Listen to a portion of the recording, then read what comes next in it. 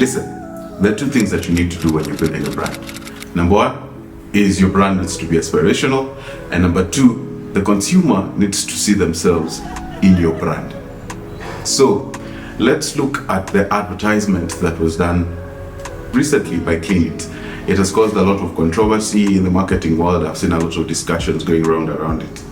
And for me, one of the problems that I see with how this marketing was done and the messaging that was done in this billboard is that there was, number one, the consumer could clearly see themselves in that brand.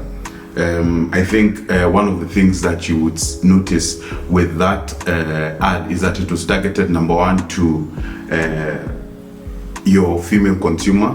And I would say a female consumer of the age between 25 to 35. And judging by where it was placed, I would say between your middle class to your high-end consumer. So that's the kind of consumer you're looking at. And if you, sorry, apologies. And if you post such an ad, one of the things that we all know about Nairobi is that we have all had an experience.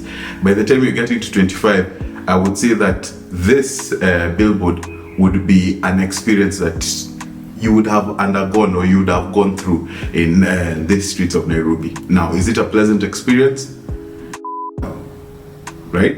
So if you are telling a story that is relatable, that's a good thing. But then here's where you lose the plot.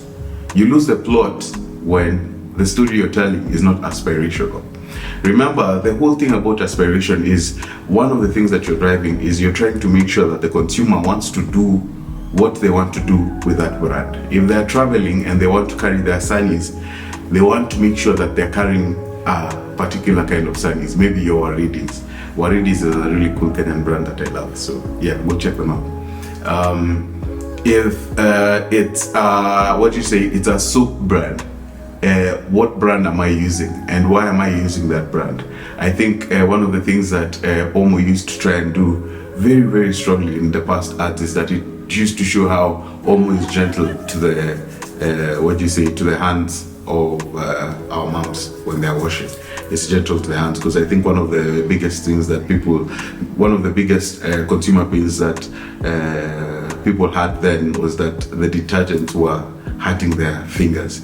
So it was gentle on your hands, gentle on your skin, something along those lines. But as you can see, it's tapping on something that it's a concern that the consumer has. So there is relatability there, and then you're serving aspiration because you're telling the mom, hey, utakuwa unafua and it won't hurt your fingers. There has to be that element of aspiration. One of the things that I think Clean It clearly missed is that aspiration. They sold fear, and I don't think selling fear helps your brand. There's a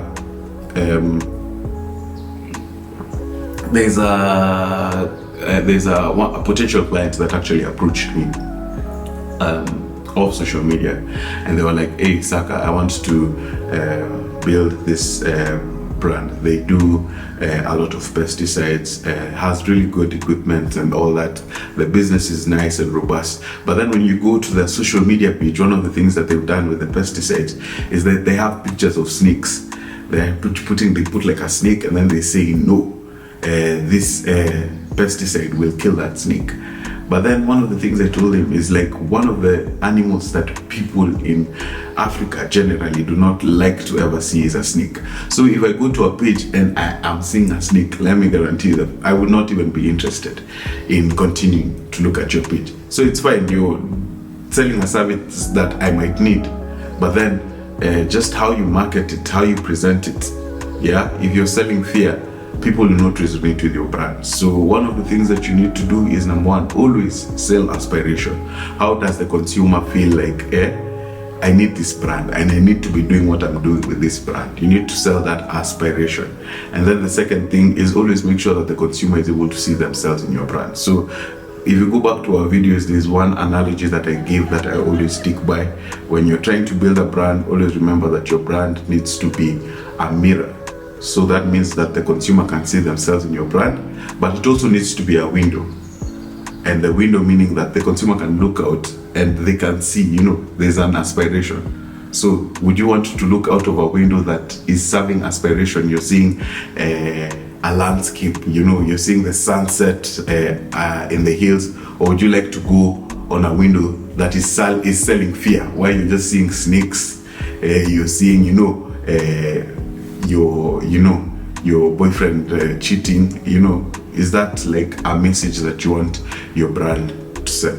So this is some of the things that you need to think about when you're building your brand. I think I'm going to end it here, and I hope you've picked out a thing or two. Feel free to agree or disagree with me politely in the comment sections. And if you enjoyed this video, tell a friend to tell a friend. Ladies and gentlemen, this has been Beard and Marketing. Cheers to you guys.